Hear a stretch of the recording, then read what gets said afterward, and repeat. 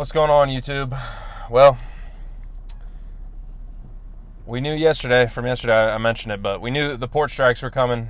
I didn't know the missile strikes were coming. So, I want to talk about the port stuff first, but, I mean, shit's popping off in the Middle East a little bit. So that always throws a little wrinkle in everything. For future reference, gas right now, October 1st, $3.12. We'll see if it goes up. I know oil prices are spiking off this, but we'll see. But we got the details on the port strike situation going on. I mean, there's numbers flying around. I don't think anybody's solidified anything completely yet. But from what I've seen, read, it's like 45,000 port workers along the eastern seaboard, basically through the Gulf and on the east coast of the U.S. are going on strike. Basically, they're just trying to negotiate better benefits. The big union that controls them all has basically said we're not working until you agree to our terms. And this, I mean, we'll see. It all depends, really, I think, more than anything, on just how long it lasts, how long they're actually on strike. We have to just wait and see how long it takes. I was listening to something earlier where it said the last time this happened was in 1977, I believe. I might be misremembering. It might be 1997, but I think it was 77, and it lasted roughly 5 weeks until they negotiated their terms and went back to work. Basically, I think the argument of the union is we want better pay, better benefits, and they don't want to automate the ports. They don't want the companies that own the ports to automate them, because obviously then they lose their jobs if you automate them. And then the company's thing is we don't want to pay you that much money. It's too much money, blah, blah, blah. I don't know. I don't really care one way or the other. Obviously, these people are important jobs. Like they're importing all these products, and I think more than anything, more people should realize how much food they're importing. Probably. I mean, America provides a lot of food, but we import a lot of shit. Off the top of my head, I'm just assuming it's mostly not like agricultural products like soybeans and corn and shit. I'm sure we have a lot of that, but I know for a fact we definitely import like meat products like chicken, cow, beef, whatever, from like South America, and obviously all the fruit that we don't grow in the United States, we're importing that all. And then the obvious would be like retail products and things like that as well. So ton of stuff comes through these ports all along, like I said, on the East Coast. I mean, we have multiple ports. I know Louisiana's a big one. I'm sure that Texas has a couple big ports, and then obviously there's like the old ones in like Boston, New York, these old East Coast cities, stuff like that.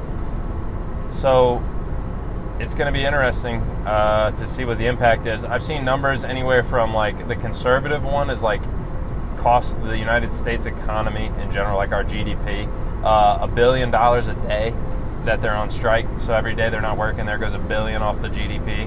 And I think JP Morgan Chase Bank, has estimated it like on the high side, like $5 billion a day. So like I said, we'll see. I mean, that's nothing. It's definitely not nothing. It's gonna be bad. I mean, if they keep the ports shut for 4, 5, 6 weeks, things are going to start piling up. Ships have to just stay out and sit in the ocean basically until they can be unloaded. And as far as I know, these strikes work is like the union comes in and says we're not working anymore, and then you're basically in the union if you work there by default, and you're not allowed to go to work. Like, I mean, back in the day, I was watching some like historical strike stuff, like obviously a while back. You're seeing like black and white videos and stuff like that. But I mean, there's been instances like you try to go into work and like they'll physically stop you from going into work. Obviously, that's probably not the normal thing. They just say, hey, we're not working, and you've signed a contract with the union that you'll like abide by the rules or whatever. But like people have got their ass beat trying to go into work, and I don't know how it works either on their end. Like, if say the union goes on strike, I mean, if you're living paycheck to paycheck and you just can't work, you're not allowed to work, not allowed because the union says you can't. I mean, I don't know, do they get paid somehow? Does the union front them that money, or until they re-sign their contract and then the company that owns the ports has to pay them out? I have no idea on that. I'll have to look into more of that. But I'm also seeing like the numbers for what these people are getting paid and what they're asking for. I think I saw at first that they were asking for a 50% raise over multiple years. I don't think that was true. The more number that seemed realistic was like a 36% raise over the next 5 or 6 years. I mean, that's still a big raise. Like, people don't get 30% raises. That's big. That's a big raise. And like I said, it's staggered over a couple years and things. But these people are not making like bad money. These people are making good money. Like, I think their starting pay was like, what I saw was like $30 to $37 an hour or something like that. I make $37 an hour. I don't think you have to have any degree or anything to work at the port, but obviously the job is harder than me sitting at my desk and shit like that. It's not the same. I'm sitting on a computer all day. Obviously not the same. But hey, it's a pretty nice job. Granted, you're going to live in one of these big cities. Everything's going to cost a lot of money. But I'm also seeing like they can be making like 140, 150 grand, depending on like seniority. If you've been there for a long time and worked your way up, these people are making like $250K a year, supposedly. And I don't know. I remember an old Dave Ramsey episode where a guy who was a dock worker called into the show, and he said he was making about 220 grand. So it's obviously not impossible. These people are making good money, sometimes at least, on the high end. And another 30% raise, I mean, what are you going to, you're going to get a $60,000 raise you're going to be making what fucking doctors make. And like I said, I don't know what's all entailed to be a dock worker, but I'm sure it could be automated. So that's going to be their main fighting thing, is because I'm sure these companies are like, we are paying these people a lot of money. And if we can automate it, fucking automate it, because then we don't have to pay these people, and we don't have to worry about unions and strikes. And we'll see where it goes. I mean, it'll be interesting, especially if the government has already said they're not getting involved. They say, supposedly, but technically they have the authority to come in and basically send them back to work for like a cool-off period, like 80 or 90 days, and basically say, legally, the union has to like stop the strike and go back to work, but then they can resume the strike. So who knows? There's all kinds of implications that are going to come out of this. I mean, get ready for fucking prices to go up, because hey, if they're not importing anything, where do you think all the stuff in the stores comes from? I mean, it's off these ships coming in. And we're going to run out eventually. So that depends on how long the strike actually lasts. But I'm sure if they keep the ports closed for 5-6 weeks, there's going to be months of like lag in the system where these ships come and then have to just sit out there and wait to be unloaded. And while they try to catch up on the other ships that have been waiting in the queue before, it's going to be interesting. I mean, I've never seen anything like this in my lifetime personally. Like, I mean, I've heard stuff about like the auto unions going on strike and shit, but it's cars. Like, new cars are not a necessity. Food and some of these products coming off these ships are definitely a necessity. So it'll be interesting to see what happens. And if the government sticks to their word about saying they're going to stay out of it, or see how this gets negotiated, how fast, especially election time coming up. This is not the time you want to be like, excuse me, like the Democrats being in control right now. This is not what you want right now, right before election season. Like, talk about October surprise. I mean, it's fucking October 1st, and we're getting this kind of shit. And like I said, we'll talk about the Israel thing here in a second. But, I mean, we just cut rates, and now we're about to shut all the ports on the eastern seaboard off for who knows how long, a couple weeks. Prices are going up, baby. I'm assuming the gas prices are going to go up because of the Israel thing. Your food prices are about to go up now.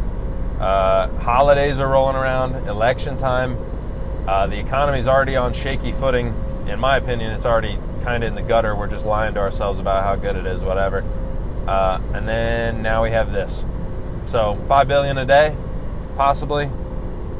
That's big time money. I mean, that's like percentages of GDP, like hundreds of percent of GDP being lost each day that those ports are shut and not operating.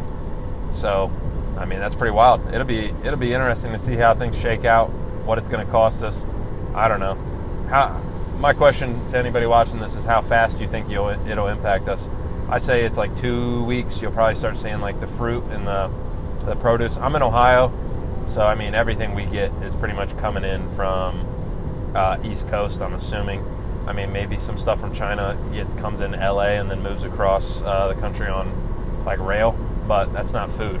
I don't think almost ever. So I think all the food that we're getting like in our stores that's not coming from America is coming from either across from Mexico, avocados from Mexico, or you're bringing it in on a ship. And like fruit, vegetables, they're not going to last that long. So if they sit in a fucking container on a ship, they're going to go bad. That shit will just go bad. It is what it is. Like I said, then you got to clear the lag. I don't know. These people are getting paid a ton. Right as I was walking out of work, it was funny. I'll drop the video in here of he's like the union boss, basically. He's like the head of this union that is going on strike. I have to drop the video in here. I'm doing this for my own sake so I can see my hand moving and find where I want to put it in the video. But yeah, watch that real quick. And yeah, I mean, if you heard that, like he said, he's not wrong. They shut the ports down. Yeah, they have the capacity to cripple the economy, and it can be very hurtful. It might be really bad. What I walked out of work to basically was I was reading through some stuff. Obviously, people are doing some digging into this guy now because he's like a face of the strike now, and because of the way he phrased that. Because obviously, like, will cripple you is like, yes, he's talking to the companies, but also like an American consumer is going to feel that. So some people are pissed. I mean, they're pissed at the unions. They're pissed at the companies. They won't pay them. They're pissed already because the economy's not great. People are just in a bad spot as it is. Political tensions are high. Everybody's on edge, apparently. But they were doing some digging into this guy. And this motherfucker, allegedly, I got to look more into this to confirm it, but this guy last year made $900,000 as a union boss. I don't know if he has another job, but I think this is his full-time job as the head of this union. 900 grand. And I don't know if you know any history about unions. I really didn't. I watched some historical shit, like I said earlier today, about some unions.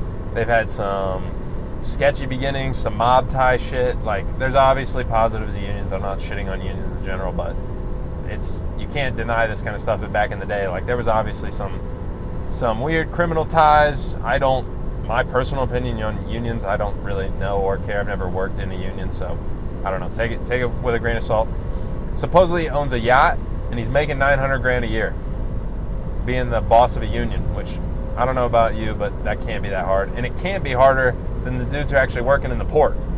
And they're making good money as it is, $150K. This dude's making fucking, what, 1, 2, 3, 4, 6 times that? This dude's making 6 times that to be a mouthpiece for this union. And supposedly there's some alleged, like, he might have got some RICO charges filed against him or some shit like that. Who knows? Look, these people that are at the top of the unions, I don't trust them personally. I don't trust anybody who is like, they're on like the same level as politicians for me. Like, you don't actually do anything. You just siphon money from people you represent. Okay, we'll see. I don't know. Obviously more will come out about him, but I mean, if that's true, that's pretty tough. He's obviously negotiating for more pay for himself along with everyone else in this scenario.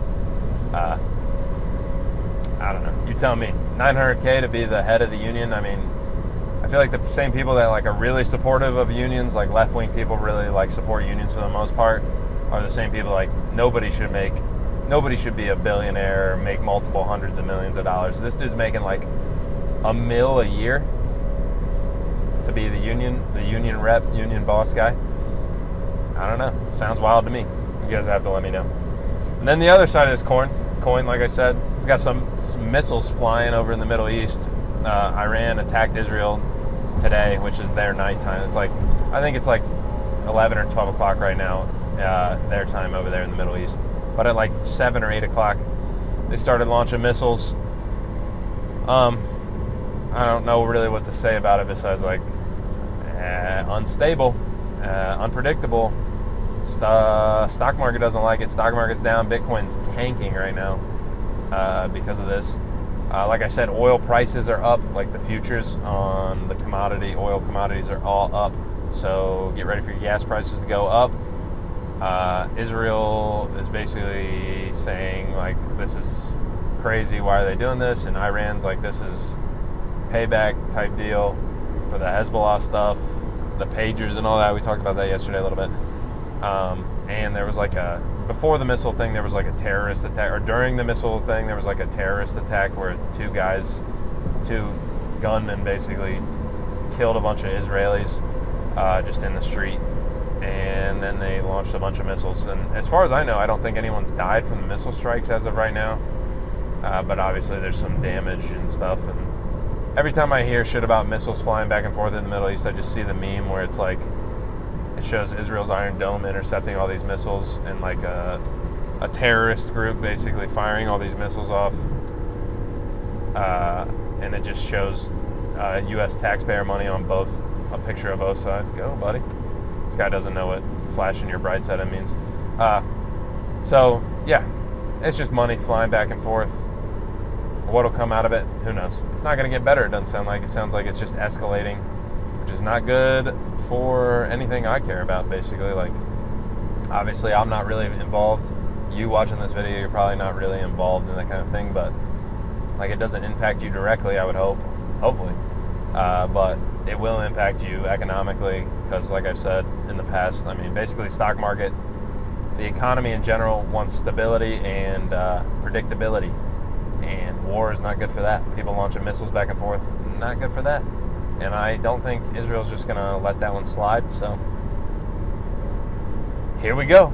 Like I said, I don't know, we were waiting for a long time for economic things to kick off, and now it's all kicking off because everything comes to a head. We'll see. Rolling into the end of the year, election time, war in the Middle East, war in Ukraine. Now we have serious economic problems on the horizon after we just cut rates because inflation's down. Now inflation might kick back off. Who knows? It's a waiting game. I'm just going to be kicking it here and watching. That's all you can do. Get ready. Save some extra money if you got it. And be ready for anything. That's all you can really do. But I don't know. Let me know what you guys think. Drop a like on the video if you got something out of it, learned something. Prep yourself. Catch you guys tomorrow.